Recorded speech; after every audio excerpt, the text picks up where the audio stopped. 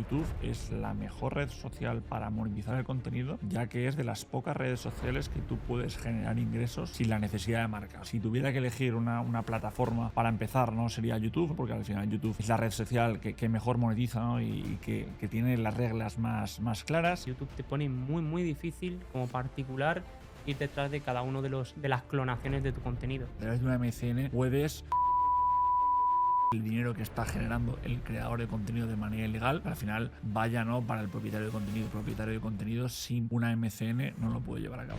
Hay que jugar con el algoritmo y creo que es importante contar con un panel de expertos, ¿no? que conozca ese algoritmo, ¿no? para llegar a nuevas audiencias. Luego al final, si te quieres dedicar al mundo del deporte, creo que la constancia es fundamental.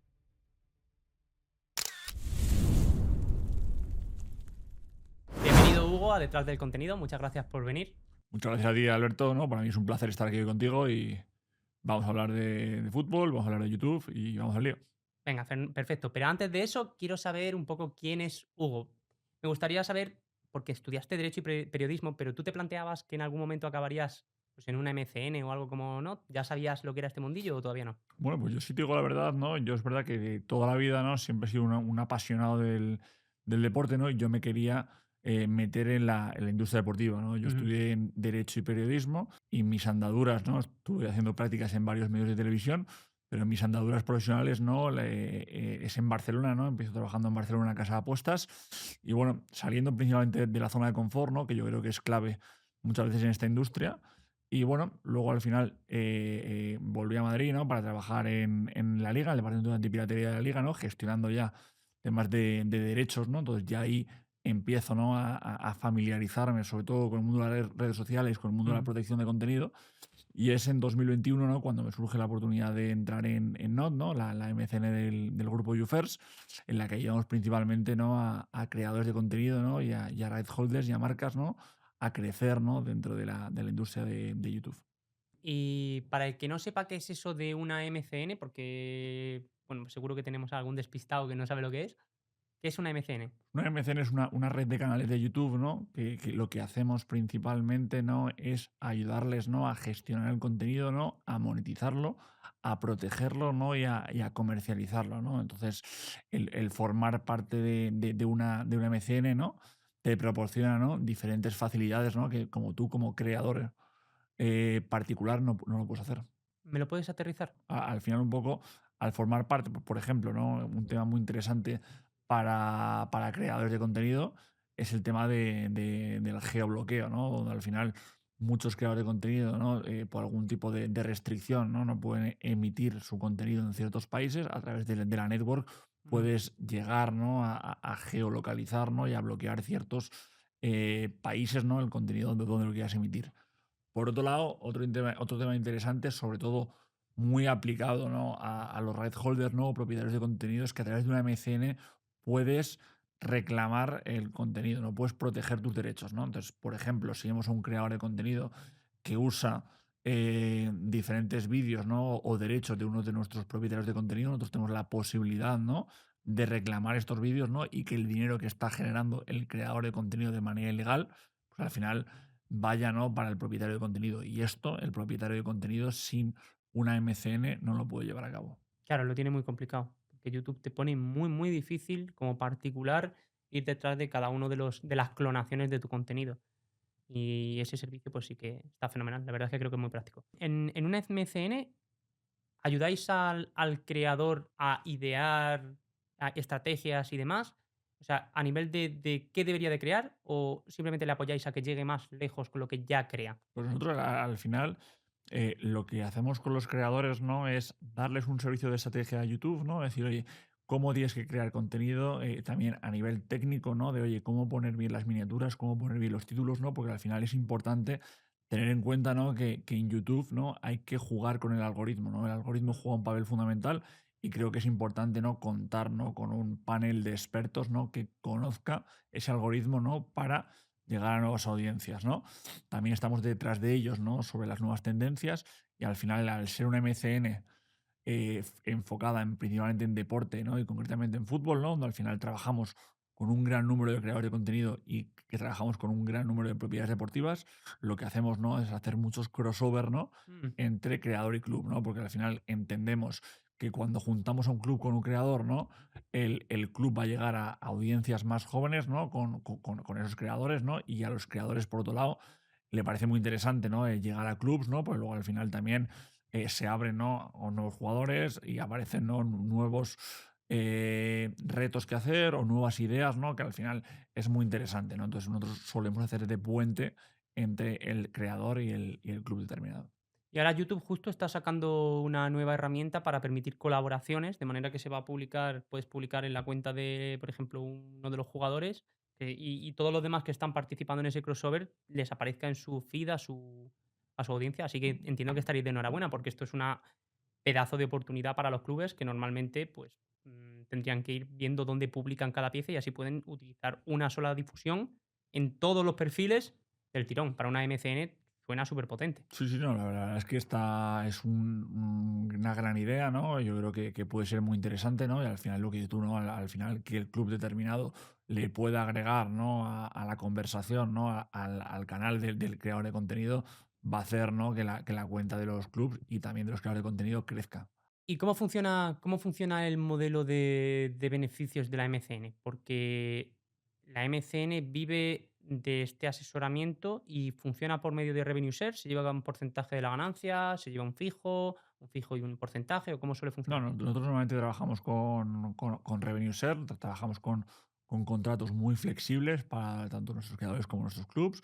Solemos trabajar sin cláusula de permanencia, ¿no? Entonces, es un modelo, ¿no?, donde al final tanto creador como right holder se siente muy a gusto. Tengo que decir que esto de que sea sin ningún tipo de permanencia es algo fenomenal, porque una de las cosas que más se suelen decir en foros de gente pues, que está asustada por perder su canal es: ¿y si entro en una MCN y no me gusta y me quedo bloqueado con la MCN durante años y mi canal pues, no crece o me pierdo un porcentaje de mis ingresos y no puedo salir?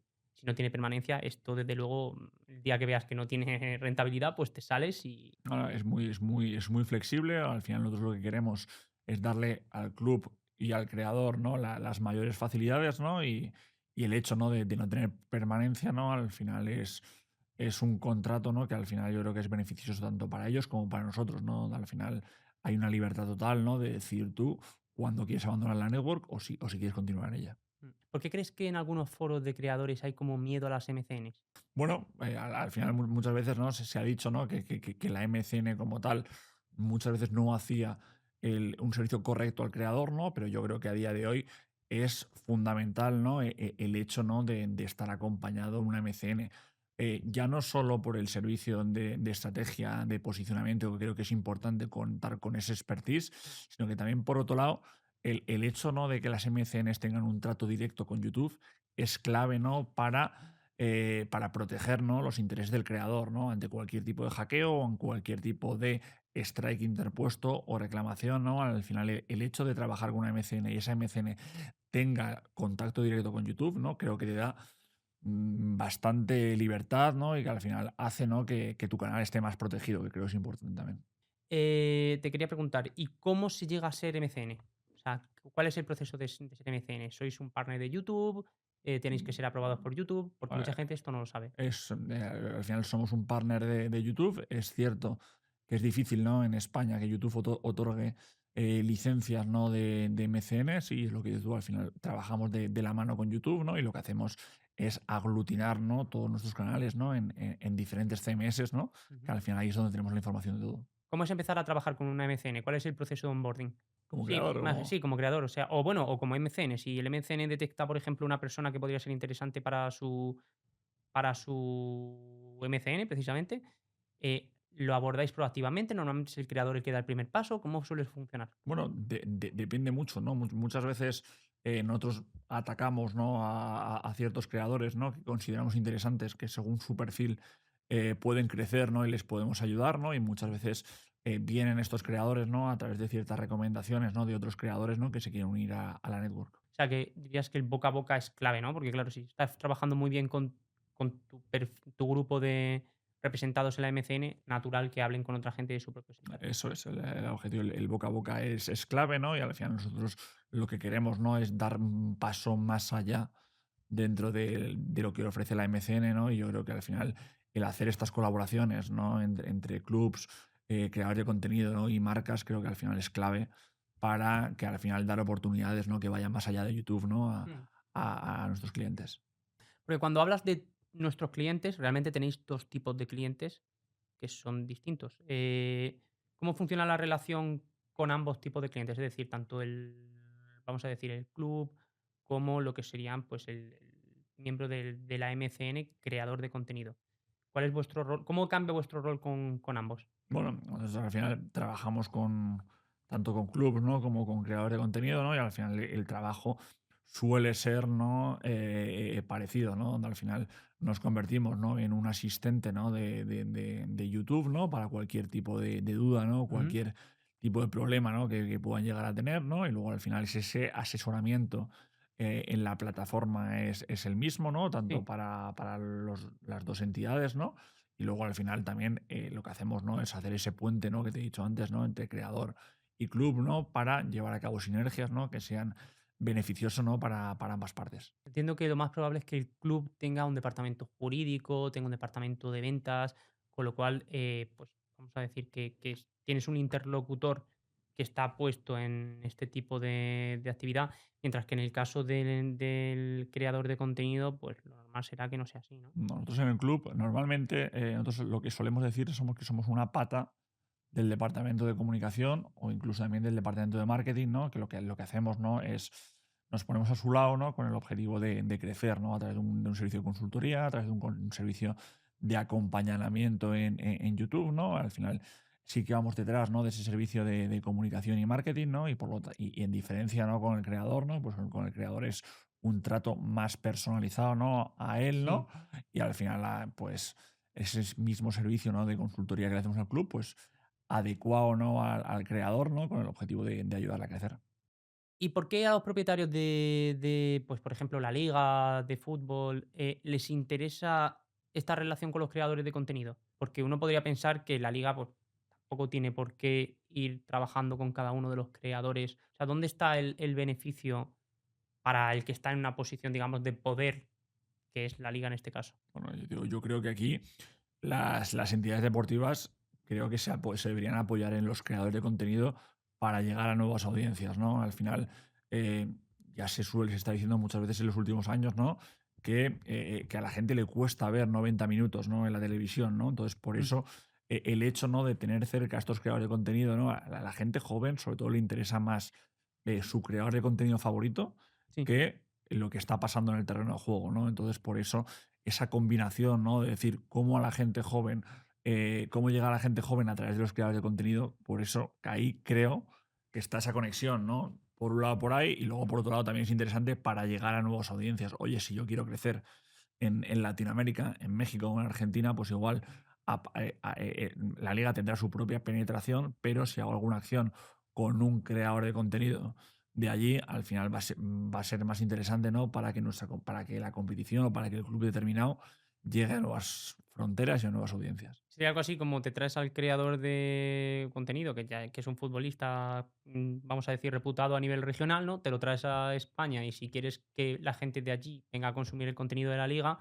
pues haces una campaña con este futbolista, por ejemplo, argentino, que ha venido Mm, a Madrid, vamos a decir, para potenciar el alcance de la liga en ese público argentino que ya le sigue. Eso es, Sería algo así, ¿no?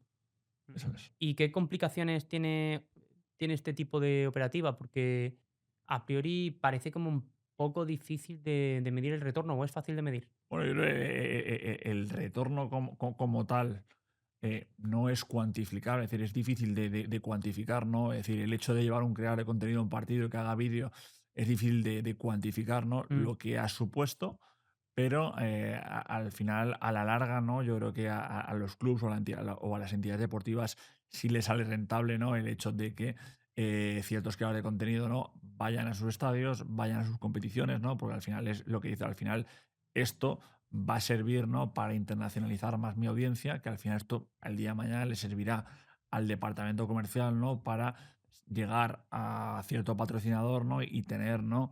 Los diferentes assets, ¿no? Para vender, ¿no? Mejor, ¿no? Los activos comerciales. Yo, a ver, yo lo veo claro, pero sí que veo que muchas veces las empresas les cuesta un poco entender lo que es, vamos a decir, influencer marketing, aunque sea influencer marketing deportivo, pero es como una persona que está mucho más cerca de tu audiencia objetivo, quieres atraerla a tu contenido orgánico, necesitas a ese intermediario para que llegue a ello, pero el problema es que muchas veces piensan que el retorno es, ¿qué te digo yo? Una venta, o sea, el patrocinado dice X cosa con un enlace, la gente va al enlace y compra. Y no funciona normalmente así, funciona más por un tema de branding oye, pues a lo mejor me empieza a interesar, en este caso de la liga, ver los partidos de la liga porque está este hombre que yo le llevo siguiendo desde siempre y mira qué contenido más chulo está haciendo y a lo mejor me interesa verlo en los partidos. Sí, al final es un poco lo que dices tú, igual no es un retorno directo lo que genera, ¿no? Pero al final sí te da, ¿no? Ese valor de branding, sí te da ese valor de joder, ese valor, ¿no? De llegar a nuevas audiencias, ¿no? De internacionalizar tu club o tu audiencia, ¿no? Y creo que al final es interesante, ¿no? El llevar a cabo esas conexiones, ¿no? Con estos creadores de contenido. Antes justo estábamos comentando y decías que YouTube es la plataforma más rentable que hay y cosa con la que yo estoy muy de acuerdo. ¿Por qué crees que es así? O sea, ¿cuál es el razonamiento? Porque por otro lado, el retorno directo es más difícil de medir. Bueno, al final yo lo digo siempre, ¿no? Es decir, para la gente que quiere entrar en la industria, YouTube es la mejor red social para monetizar el contenido, ya que es de las pocas redes sociales que tú puedes generar ingresos sin la necesidad de marcas, ¿no? Es decir, yo Mm, estoy muy metido también en el mundo universitario, dando diferentes clases en universidades, ¿no? Y yo cuando voy a dar una clase pues a un máster de comunicación o de gestión deportiva, yo digo, a los alumnos les digo siempre, es que en YouTube tenéis una oportunidad para tener un negocio sin la necesidad de depender de nadie, ¿no? Donde al final tú puedes crear tu propio canal, tú puedes hablar de lo que quieras, pues hablar de fútbol, de baloncesto, mm. de golf, oye, eres libre de hablar de lo que quieras y al final es la red social, ¿no? Que al final, cuando superes, ¿no? Ciertas métricas que te pone YouTube, vas a poder empezar a monetizar el contenido sin la necesidad de marcas, ¿no? Entonces, por eso creo que es la mejor red social para crecer a día de hoy. Es verdad que el resto de redes sociales te permiten también y a veces te permiten un crecimiento más rápido, pero entiendo que vosotros desde la MCN esto lo tendréis medido. Me da la sensación de que YouTube, precisamente por el contenido largo que tiene, es la red social en la que existe una conexión más directa con la audiencia y en la que hay más conversión. Vamos a decir, no solamente de conversión a ventas, sino a fidelización. Porque muchas veces a todos nos ha pasado, estamos en Instagram con 15 minutos pasando tal y no te acuerdas ni a quién has visto o en TikTok. Pero normalmente si has visto 15 minutos de YouTube, has Sí. visto uno o dos vídeos y te acuerdas de qué dos vídeos, qué dos creadores.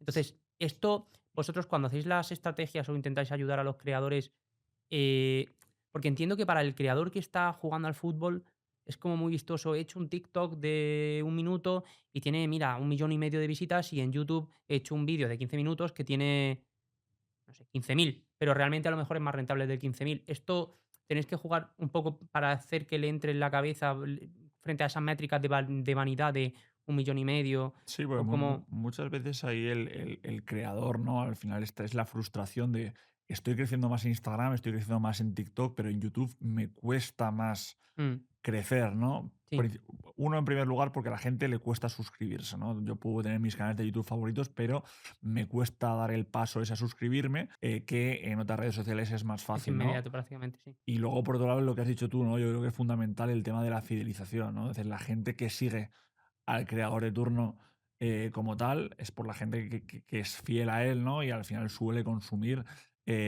sus vídeos, ¿no? Entonces es importante, ¿no? El llevar a cabo ciertas estrategias, ¿no? Para conseguir más suscriptores, porque luego al final si eres suscriptor es más fácil luego que veas el contenido, ¿no? Nosotros solemos hacer estrategias sencillas como el hecho de sortear una camiseta, ¿no? Es decir, si Sí. quieres conseguir la camiseta, lo que tienes que hacer es suscribirte a tu canal, al canal de YouTube de Mm. X determinado, ¿no?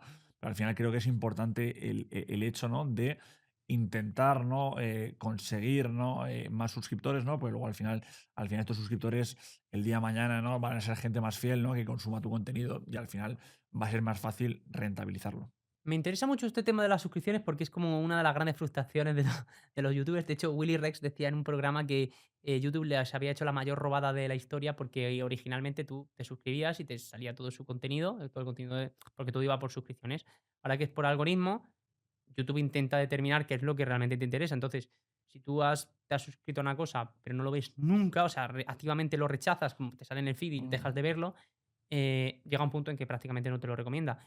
Pero es cierto que te lo recomienda más que si no te hubieras suscrito, o por lo menos más que otros vídeos similares de otro contenido que ves ocasionalmente. Entonces, ¿tenéis alguna, no sé, algún tipo de estadística, alguna métrica que diga, bueno, las suscripciones es verdad que no es como antes, que te va a salir prácticamente siempre porque está basado en suscripciones, pero aún así generan algún retorno? No, yo al final ahí con las suscripciones, ¿no? Al final, yo a los creadores les suelo decir que tampoco se empeñen, ¿no? Que al final sea, ¿no? Su objetivo más claro, ¿no? Porque tú al final tú puedes tener 1 millón de visualizaciones, ¿no? Que si luego al final eh, tus vídeos, ¿no? No tienen diferentes visualizaciones, al final no vas a generar dinero, ¿no? Entonces Ya, muchas veces llego a decir, ¿no? Que las suscripciones en YouTube a veces puede estar sobrevalorado, ¿no? Lo que es fundamental para crecer en YouTube, ¿no? Que un canal de YouTube tenga seguimiento es la constancia, ¿no? Donde al final correcto. creo que es fundamental el hecho, ¿no? De que sí, el derbi del otro día fue el sábado y soy un periodista deportivo y tengo un canal de YouTube, ¿no? Yo al final creo que es el sábado por la tarde, ¿no? En el momento cuando acaba el partido, cuando tengo que subir el contenido, ¿no? Entonces, la actualidad, ¿no?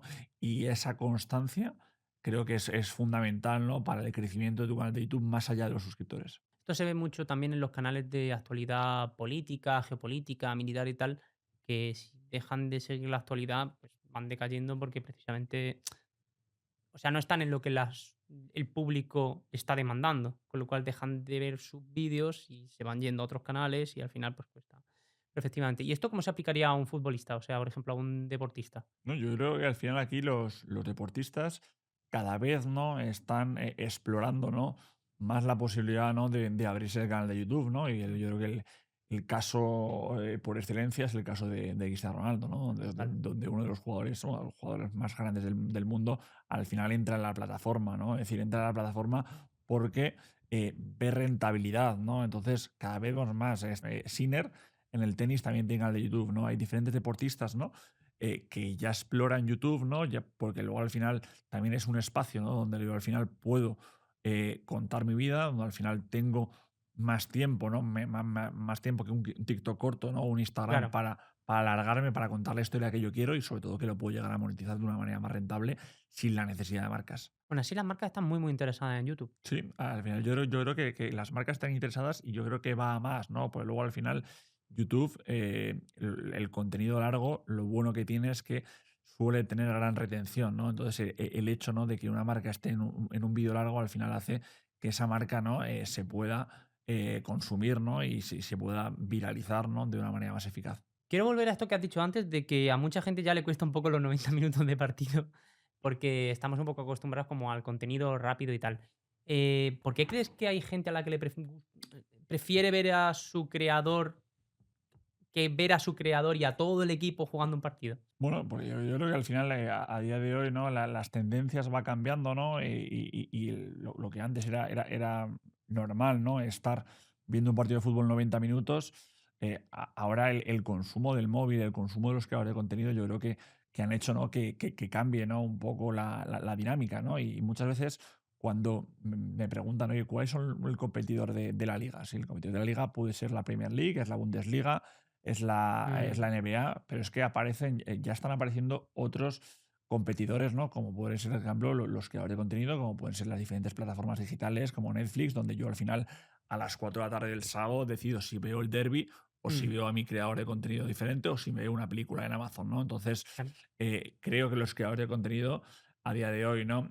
Están llegando fuerte, ¿no? Y al final, una de las preocupaciones de la liga, ¿no? Es que esa gente joven, ¿no? Que antes tenían, al final se está empezando a diversificar, ¿no? Entre las diferentes opciones que hay, ¿no? A la hora de consumir contenido. Esto es verdad, se comenta poco, pero es verdad, porque a mí me cae un partido de fútbol y la velada de Ibai y parece que no son competencia natural, pero ostras, no sabría qué ver. Con el tema de la velada, ¿no? Al final, lo que vemos, ¿no? Es que al final la gente joven, ¿no? Ya no solo está focalizado, ¿no? En el fútbol, ¿no? Sino que al final muchas veces, ¿no? Lo que busca, ¿no? O lo que le gusta, ¿no? Es ese cambio de dinamismo, ¿no? Al final tú ves la velada o ves este tipo de competiciones creadas por streamer y a diferencia del fútbol, ¿no? Al final Mm, aparecen, ¿no? Ciertos elementos, ¿no? Que cambian el día a día, ¿no? Al final el partido de fútbol son 90 minutos y van a seguir siendo 90 minutos toda la vida. sí. Mientras que al final este tipo de eventos, ¿no? Al final esos cambios que hacen, ¿no? Es el meter la pelea, ¿no? Con luego diferentes actuaciones musicales y con diferentes activaciones, ¿no? Con creadores de contenido, pues hace un poco que el público, ¿no? Le pueda interesar más, ¿no? Que los 90 minutos como tal. Esto es bastante interesante. O sea, ¿cuáles son las ventajas que tiene un creador de contenido frente a un programa tradicional de TV, por ejemplo, de, pues yo que sé, el típico comentarista deportivo que hablabas antes de fútbol? Porque me da la sensación como de que los creadores de contenido tienen muchísima más potencial de flexibilidad para hacer prácticamente cualquier cosa. Pero no sé si esto lo habéis llegado a probar, en plan de que la experimentación en un canal de tele, por ejemplo, se penaliza más que en un canal de YouTube, o tenéis algún tipo de Bueno, experiencia de este tipo. yo al final aquí, el creador de contenido, nosotros lo que vemos, lo que tú, la flexibilidad y la libertad, ¿no? De hacer el vídeo cuando quiera, donde quiera, ¿no? Y sin la necesidad, ¿no? De pedir explicaciones, ¿no? A un propietario de derechos. Entonces, ese es un tema fundamental, ¿no? Y por otro lado, es lo que te he dicho, ¿no? En YouTube, ¿no? Dentro del mundo del periodismo deportivo, ¿no? Los creadores de contenido de actualidad deportiva, Mm. lo que prima, ¿no? Es la actualidad, ¿no? Y muchas veces no hace falta tener la mejor edición, ¿no? Sino que al final tú con tu móvil, ¿no? Acaba el partido, te puedes llegar a grabar, ¿no? Lo que es fundamental, ¿no? Es esa constancia ligada a la actualidad. ¿Y crees que los programas de deportes y lo que son los canales de entes institucionales, rollo La Liga o el Real Madrid o tal, se van a ir acercando más a los creadores de contenido, en el sentido de que se van a permitir más poder innovar y tal? ¿O crees que va a ser al revés, que va a haber creadores de contenido que van a ir estableciéndose y creando, pues vamos a decir, como lo que serían medios alternativos en los que ya va a haber un poco más de burocracia y se va a perder un poco ese toque de Bueno, creatividad loca, de ahora en media de la pelea salta un evento que se me ha ocurrido que va a entrar tal corriendo? ¿O cómo crees que va a pasar? yo creo que al final, ahora mismo, están los dos mundos conviviendo, ¿no? Y yo creo Mm, que son totalmente compatibles, ¿no? Es decir, como te he dicho antes, yo creo que el creador de contenido necesita, ¿no? Al club, ¿no? Para tener más acceso a jugadores, ¿no? Y para que sus vídeos tengan una mayor experiencia, ¿no? O lleguen a más o lleguen a nuevos públicos. Y luego, por otro lado, creo que los clubes, ¿no? Necesitan estos creadores de contenido, ¿no? Para llegar a las audiencias más jóvenes, ¿no? Entonces yo creo que ahora mismo es un mundo, ¿no? Donde al final los creadores de contenido y los clubs, ¿no? Están alineados y creo que al final tienen que tener conexiones, ¿no? Y es un poco lo que hacemos, ¿no? En Note, en el día a día, ¿no? En el cruzar estas sinergias, ¿no? Para que ganen tanto los creadores como los clubs. a mí me da un poco la sensación de que los clubs pueden, si intentan moverse mucho a crear contenido, vamos a decir, rollo creador, pueden perder precisamente lo que les hace ser el club. Y que Ajá. es lo que hace que esos creadores operen en torno a pues, el club, la liga, y que casi es mejor tener esa sinergia con los creadores, que sean los creadores los que no venían a locuras y... Bueno, pero es decir, aquí yo creo que los clubs tienen que ir más allá, ¿no? Del entrenamiento en la rueda de prensa, ¿no? Mm, El entrenamiento en la rueda de prensa son vídeos y son contenidos que hay que dar, porque a la gente le interesa y hay que seguir dándole, ¿no? sí, Pero, bueno, no hace falta el creador de contenido como tal, es decir, se pueden hacer diferentes retos entre jugadores o se pueden hacer diferentes preguntas entre jugadores, un poco, que los aficionados, ¿no? Vean al club, ¿no? Como, y a los jugadores, ¿no?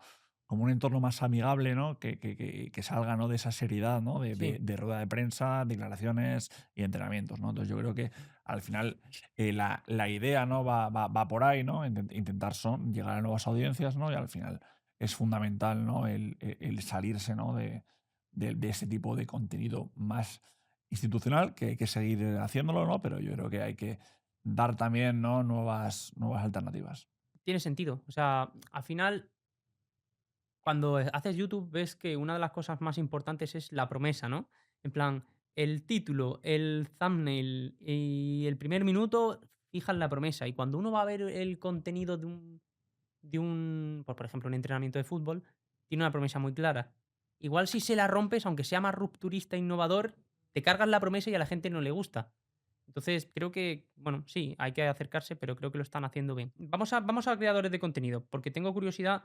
Tú eres Key Account Manager, para el que no sepa qué significa eso, explícanos un poco qué significa ser Key Account Manager. Bueno, yo dentro un poco dentro de Not, yo por un lado llevo parte, ¿no?, de la gestión comercial, ¿no?, buscando nuevos clientes, ¿no?, nuevas oportunidades de negocio, y luego al final como Key Account Manager, ¿no?, lo que gestiono, ¿no?, es el día a día, ¿no?, de los diferentes creadores de contenido Mm. que tenemos dentro de la agencia, las diferentes entidades, ¿no?, y luego al final gestiono, ¿no?, estos crossover, ¿no?, que te he dicho entre creador, ¿no?, y entidad deportiva, ¿no?, para llegar a nuevas audiencias, ¿no? Entonces, es un poco cómo resumiría yo mi día a día. ¿Cada Key Account Manager suele tener asignado unos creadores o unos clubes concretos o cómo funciona normalmente? Sí, nos solemos dividir, ¿sabes? Nos solemos dividir entre las personas con las que trabajamos, ¿no? Y también el usuario donde se encuentran los Ujú. creadores para al final distribuirnos, ¿no?, de esa manera, ¿no? Y dar un buen servicio tanto al creador como al club.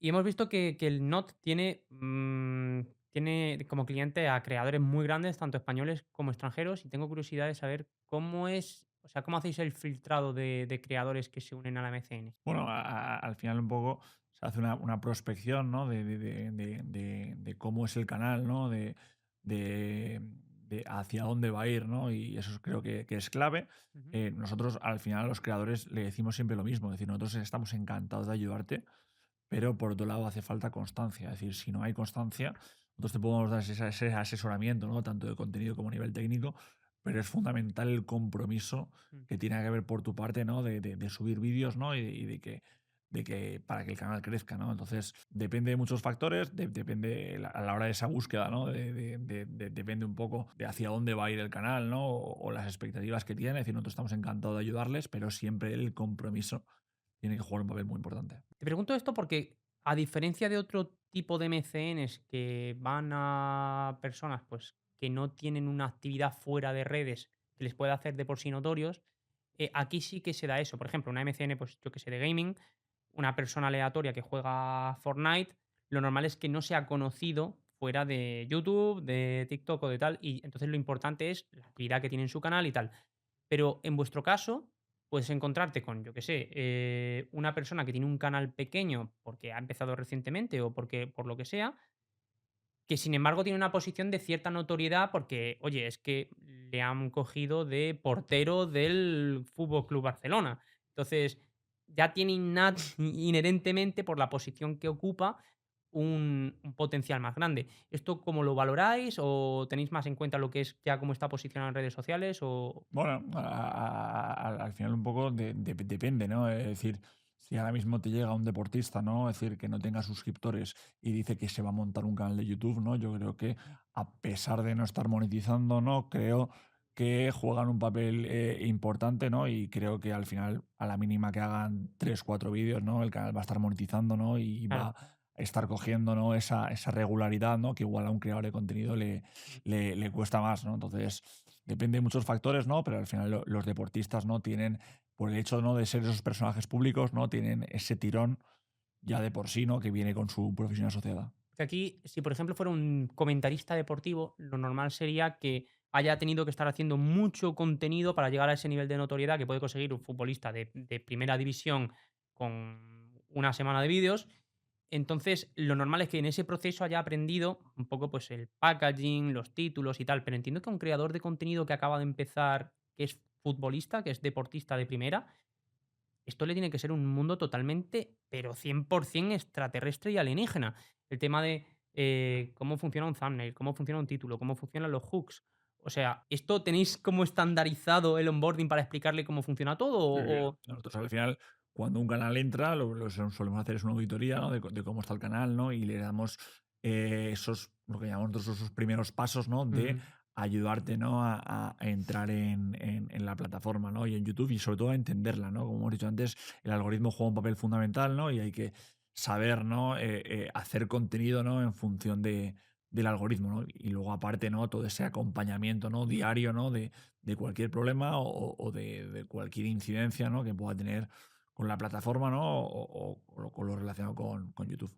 ¿Nos podría dar como 3 tips, vamos a decir, muy generales de los que le soléis dar a alguien que empieza a crear contenido y que es, pues eso, deportista o es una persona que no sabe necesariamente de YouTube? Bueno, yo creo que al final el primer tip, yo creo que al final la miniatura es fundamental, ¿no? Yo creo que al final crear una buena miniatura es clave, ¿no? Para que a la gente le llame la atención, ¿no? La imagen, ¿no? Cuando quiere entrar al vídeo, ¿no? Luego, Ujú. por otro lado, es importante también, ¿no? El hecho de poner diferentes etiquetas, ¿no? Para que al final el algoritmo recomiende tu vídeo, ¿no? De una manera estratégica y puntual, ¿no? Y luego, por otro lado, creo que también es muy importante tener el canal de YouTube ordenado, ¿no? Ordenado en diferentes listas de reproducción Ujú. y tener todo, ¿no? Ordenado, ¿no? Porque si yo quiero ver un vídeo del pasado mundial, ¿no? Pues que al final que tenga una lista de reproducción donde esté englobado todos los vídeos del mundial y Claro. no que al usuario, ¿no? Le cueste la vida, ¿no? Encontrar el vídeo en tu feed de YouTube. Tiene mucho sentido, porque realmente también a YouTube le estás dando información sobre que esos vídeos tienen algo en común, con lo cual YouTube va a saber, aparte de que el usuario entrando al canal va a poder ir a la lista de reproducción si lo tienes puesto, aparte de eso, YouTube va a saber, oye, el mismo creador me está diciendo que quien ve esto le debería interesar aquellas otras cosas, así que en principio debería de testearlo. Vale, me parece muy buen consejo, la verdad. Tema de buena miniatura. ¿Qué significa buena miniatura? Porque mucha gente piensa que buena miniatura es una miniatura, vamos a decir, muy aparente visualmente, que tiene su parte de, o sea, estética, pero a veces ves miniaturas que estéticamente son muy bonitas, pero que tienen un CTR del 3% porque no funcionan. Entonces, ¿qué es lo que hace una buena miniatura? Yo creo que una buena miniatura lo que tiene que hacer es que cuando tú veas el vídeo te llame la atención y quieras entrar, ¿no? Yo creo que ese es el objetivo para aumentar el CTR. Es decir, al final tiene que ser una miniatura que llame la atención, que te llame por los ojos, ¿no? Y que al final sea eso, ¿no? La clave para que cuando tú la veas quieras entrar directamente al vídeo. Llame la atención. O Eso sea, es. además de hacerte parar, digas, ostras, aquí hay algo. Vale, me parece un resumen como muy, vamos a decir, como muy abstracto, pero creo que tiene sentido. Y en el caso, además de este tipo de contenido, creo que es relativamente fácil si la persona es una personalidad, porque enseguida pones su cara, entonces ya sabes quién es, y puedes poner una cosa visual, por ejemplo, si está haciendo, pues no sé, un entrenamiento o está en los mundiales, pues siempre puedes poner algo que esté relacionado y creo que puede ser Mm. útil para que sepas, ostras, es tal persona que a mí me interesa, me paro a verlo y además este tema que a mí me interesa. Hablabas antes del tema de la actualidad y la viralidad y tal. Y tengo un poco de curiosidad por saber cómo encaja esto con tener una estrategia o no encaja en el tipo de contenido que hacéis con tener una estrategia de contenido evergreen.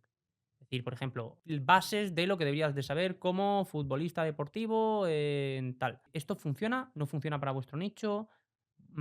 ¿Hay que mezclarlo con actualidad? ¿Cómo asesoráis sobre este punto? Al final aquí hay que ver un poco cuál es el perfil del creador, ¿no? Entonces, por ejemplo, vamos a hablar de un periodista deportivo donde al final la actualidad es fundamental, ¿vale? Pero luego, por otro lado, puede haber diferentes contenidos evergreen, como puede ser diferentes entrevistas a personalidades del deporte, ¿no? Que al final, oye, pueden estar ahí, pero que al final son contenidos que no están relacionados con la actualidad, algunas que sí, pero al final son contenidos que se pueden viralizar Ujú. en cualquier momento.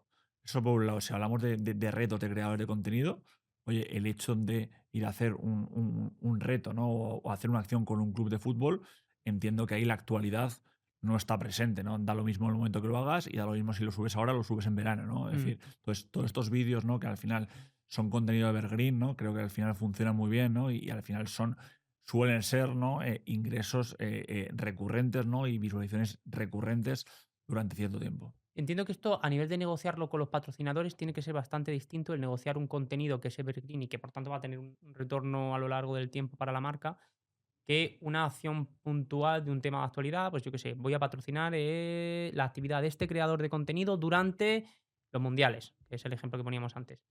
O se negocia similar o... Bueno, al final las negociaciones suelen ser similares, ¿no? Al final va en función al vídeo determinado, al número de vídeos, ¿no? Y al final ahí las marcas no suelen poner pegas, ¿no? Si es un contenido evergreen o es un contenido de actualidad, ¿no? Entonces, eso no es un tema a destacar. O sea, normalmente da igual que el número de vistas objetivo en una se vaya a conseguir en la primera semana y en el otro, pero luego ya no vaya a tener más. y en el otro se vaya a conseguir en el plazo de 6 meses, por ejemplo. Al final, normalmente ahí te ponen métricas determinadas, ¿no? Y al final el objetivo no es cumplirlas, ¿no? Y al final dependerá del vídeo, ¿no? Pero eso es todo, es ir negociándolo, ¿no? Ir viéndolo. Muy bien. Importante lo de negociarlo, porque claro, si pones la misma negociación en uno y en otro, igual te encuentras con un problema. Vamos a hablar de tu papel como profesor de Derecho Deportivo. Cuéntanos cómo has acabado siendo profesor de Derecho Deportivo. Bueno, yo al final, bueno, yo estudié en Derecho y Periodismo, ¿no? Yo en el mundo de la docencia imparto clases relacionadas con Derecho Deportivo, pero también imparto clases relacionadas, ¿no? Con el mundo de la comunicación, ¿no? Y con el marketing deportivo, ¿no? Mm, A mí la docencia es un área que me gusta mucho, es sobre todo, yo creo que en el mundo del deporte, ¿no? Creo que es fundamental las relaciones personales, ¿no? Es decir, sí, y sobre todo creo que es importante no menospreciar a nadie, ¿no? Porque luego al final, y creo que en las universidades, cuando la gente piensa que al final los alumnos probablemente igual te llamen o te escriban para pedirte el currículum, muchas veces, aunque no lo parezca, pueden surgir oportunidades, ¿no? Por el hecho de ir a clases, ¿no? Pues luego al final un alumno conoce a un creador de contenido o te recomienda a un creador de contenido. Al final creo, ¿no? que el mundo de la docencia es muy interesante, ¿no? Dentro del sector, porque luego al final partimos, ¿no? de que las relaciones personales son fundamentales en cualquier tipo de negocio, ¿no? Pero yo mm. creo que en el deporte juegan un papel fundamental. ¿Por qué crees que es eso? ¿Por qué crees que es así el mundo del deporte? ¿Por qué tiende a ser tan cercano? Pues luego al final, si te das cuenta, ¿no? Dentro del deporte es complicado ver ofertas de trabajo, ¿no? Sí, por eso. En Por los ejemplo, la liga es raro que saque ofertas. en las diferentes portales, ¿no? Mm, Entonces, yo por eso creo, ¿no? Que es el importante el hecho, ¿no? De afianzar estas relaciones, ¿no? De ir conociendo a gente, ¿no? Creo que LinkedIn, ¿no? Creo que juega un papel muy importante, ¿no? Y el tener una buena base de contactos en el deporte, ¿no? A la hora de buscar una oportunidad laboral, creo que te hace más sencillo, ¿no? Creo que es importante eso y también creo que es importante el hecho, ¿no? de salir de tu zona de confort, ¿no? sí, eso Es sí. decir, yo soy de Madrid, ¿no? Y yo empecé mi vida laboral en Barcelona y creo, ¿no? Que luego si el día de mañana, pues si pueden surgir oportunidades en otros lados, pues al final es importante, ¿no? Tenerlo en cuenta de que no vas a estar en Madrid, ¿no? Y vas a acabar tu vida laboral en Madrid, ¿no? Porque si al final quieres trabajar en un club de fútbol, ¿no? En Madrid hay 4 o 5, ¿no? Entonces creo que hay que abrirse más y creo que también es importante, ¿no? En la industria deportiva tener claro, ¿no? Y en la industria también mucho de creador de contenido, nos encontramos en una industria de fin de semana, ¿no? Donde creo que al final que muchas veces tendrás que rechazar planes, tendrás que rechazar viajes, tendrás que rechazar ir a bodas, ¿no? Porque luego al final los compromisos laborales, ¿no? De ir con un creador de contenido a un partido o tener un tema comercial en una activación, pues al final suelen ser el fin de semana, ¿no? Mm. Y hay que tener, ¿no? la cabeza, ¿no? Teniendo en cuenta, ¿no? de que eso te va a ocurrir. ¿Y por qué crees que hay ese toque tan humano, tanto en creadores de contenido como en deporte? ¿Por qué no pasa como en otras industrias en la que es el CV, bueno, siempre, a ver, en todas las industrias las relaciones humanas son importantes, pero hay muchas industrias en las que te dicen, oye, mándame tu CV, hazme tu prueba técnica y ya luego vemos la parte de recursos humanos. Pero aquí hay como una parte muy importante de valor cultural, yo creo, pero tú lo ves más desde dentro todavía que yo, con lo cual, ¿por qué crees que esto es así? Yo creo que al final aquí hace mucho la confianza, hace mucho, ¿no? La relación personal como tal, ¿no? El estar cerca, ¿no? El tener Mm. esa base, que por otro lado es fundamental tener conocimientos técnicos. Es decir, que Sí, eso no, claro, por supuesto. una cosa no lleva a la otra, ¿no? Pero que al final esa cercanía ¿no? que suelas tener, ¿no? Pero luego al final el deporte como tal yo creo que es una industria bastante pasional, ¿no? Entonces yo creo que esa pasión, ¿no? Va unida, ¿no? A esa confianza, va unida a esa capacidad, ¿no? de relacionarte, ¿no? Y si yo pienso, ¿no? Que en el mundo laboral es importante el tener contactos y entre relaciones personales, yo creo que en el deporte es fundamental, ¿no? Y yo creo que es más importante que en otro tipo de industrias. Es verdad que tiene algo pasional porque a mí una persona nos ha pasado. He visto justo cuando entrábamos aquí a uno del estudio, que estaba viendo un vídeo de YouTube que yo acababa de ver y digo, ostras, este tío es como yo. Y porque le gustan los mismos creadores que yo. Y en el deporte también pasa. O sea, yo veo una persona que le gusta el mismo deporte que yo, ya me cae mejor. Es un Sí, tema no, totalmente pasional, es sí, un sí. tema, es un tema pasional, es un tema pasional. Al final, muchas veces te gusta este creador de contenido porque habla de tu club favorito o por cómo lo enfoca, Mm. y entonces por eso no hace que estos perfiles tengan bastante trascendencia, ¿no? Entonces creo que es importante, ¿no? La pasión y saber gestionar esa pasión. Claro, porque ayuda mucho para construir comunidad. O sea, enseguida encuentras puntos en común con las personas. Pero cuando dices gestionar esta pasión, ¿cuál es el lado negativo? Porque todo lo positivo siempre tiene algún lado negativo. Bueno, al final muchas veces no es el tener el control, ¿no? Y por lo menos imagínate si estás trabajando en el club de tu vida, Sí. que muchas veces no, que no te coma ese sentimentalismo, ¿no? Que luego al final Ya. tengas claro de que estás trabajando y que al final, oye, tú tienes tus derechos como trabajador, ¿no? Pero que ese sentimentalismo, ¿no? De estar, vivir por y para tu club, si estás trabajando en él, ¿no? Hay que saber un poco poner los límites. Claro, es difícil porque cuando para ti es como tu sueño, jolines, es complicado, pero efectivamente, claro, si no se te come tu vida. Y también Mm. hay otras cosas en la vida porque tienes familiares, tienes. Y si no te puedes encontrar con que cuando no tengas esto, porque en algún momento tendrás que parar, no tienes nada. Y quería preguntarte por el tema este ya que estábamos hablando de derecho deportivo, sobre el tema de la narración de partidos de fútbol e interacciones en directo y toda esta clase de cosas, porque es muy complicado. Porque realmente, y bueno, hay gente que no lo sabe, pero la señal, lo que es la retransmisión de fútbol, tiene unos derechos de autor, es decir, hay una persona que está grabando, un equipo que está organizando toda la grabación, todas las tomas, etcétera.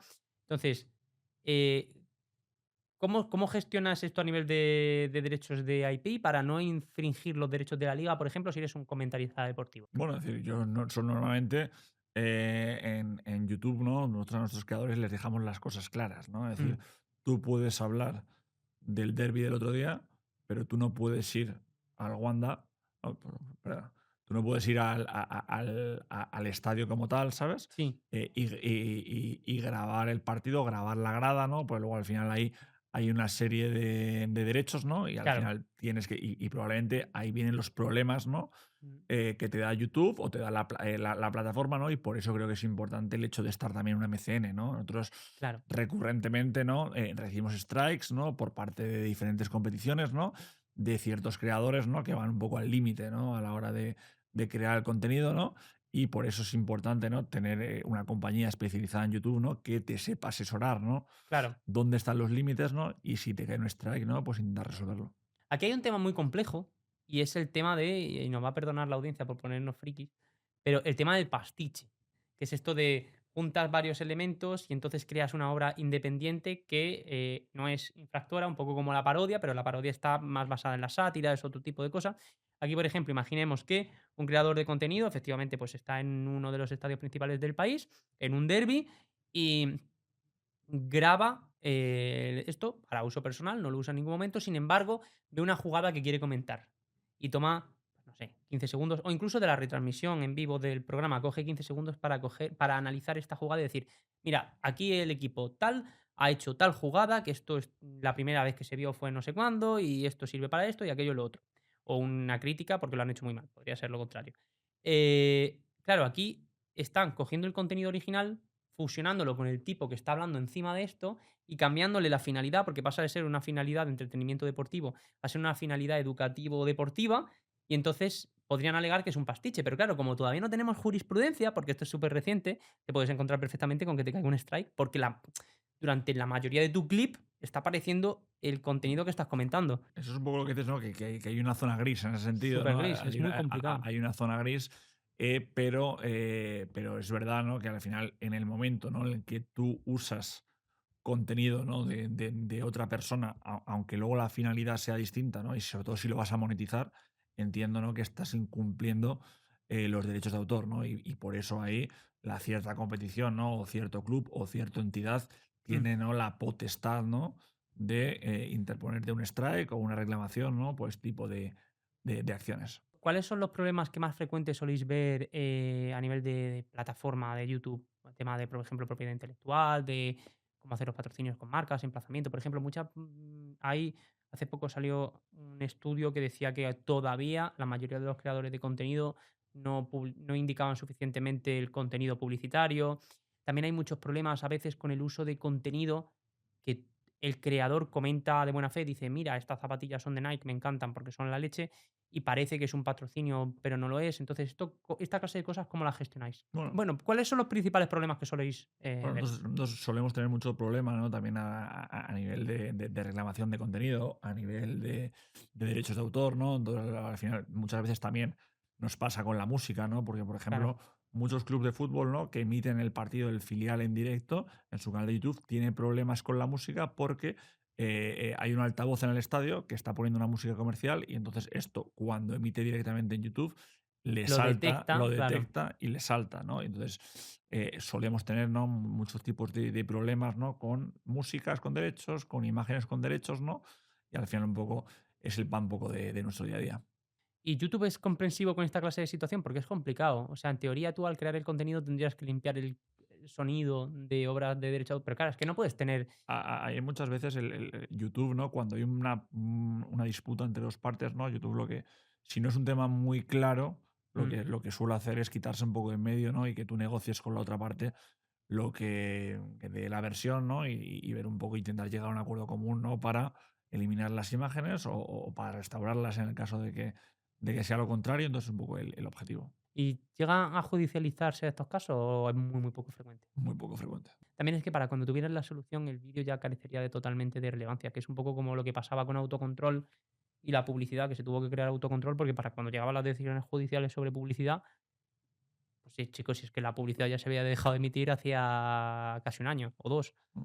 Entonces, mm, ¿crees que igual vamos un poco en este camino? Que haya en algún momento una, vamos a decir, una entidad de autorregulación para resolver esta clase de cosas. Sí, yo creo que estaría bien, ¿eh? Yo creo que estaría bien que haya una entidad, ¿no? Que luego al final dé su punto de vista, ¿no? Sobre este tipo de situaciones, sí.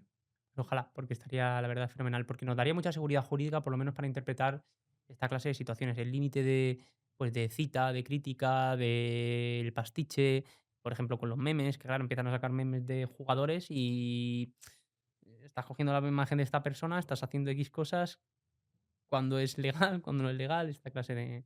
¿Cómo es la relación de una MCN con el representante de un creador de contenido? ¿Normalmente tienen? ¿Normalmente no tienen? Cuando Depende. tienen, ¿cómo es la relación? Depende. Nosotros al final, cuando trabajamos con creadores de contenido que hay un representante por medio, nosotros el día a día lo solemos hablar con el creador de contenido como tal y si llega alguna oportunidad comercial, sí que en ese sentido metemos al manager. Porque normalmente el manager, mucha gente piensa que el manager es como una especie de asistente ejecutivo que se encarga de todo, pero la realidad es que normalmente se encarga más de lo que es la parte comercial de gestión Eso de, es, de eso marcas. es.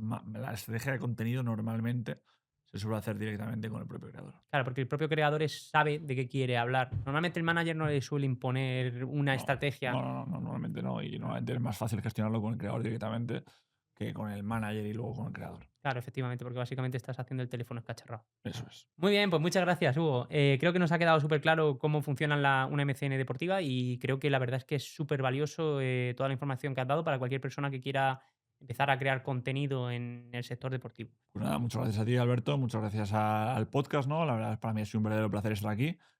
Y bueno, espero poder repetir pronto. Pues me alegraría mucho.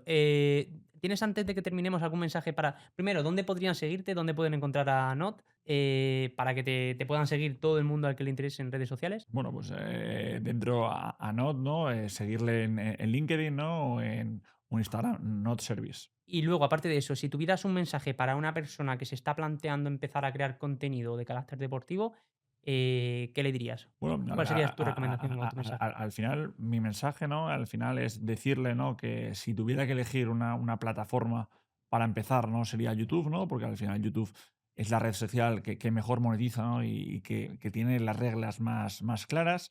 Y luego, al final, si te quieres dedicar al mundo del deporte, creo que la constancia es fundamental, ¿no? Al final, la constancia seguida a la actualidad, ¿no? Deben ser dos pilares fundamentales, ¿no? Que estén en el día a día de tu canal. Fenomenal, pues muchísimas gracias. Gracias a ti, Alberto.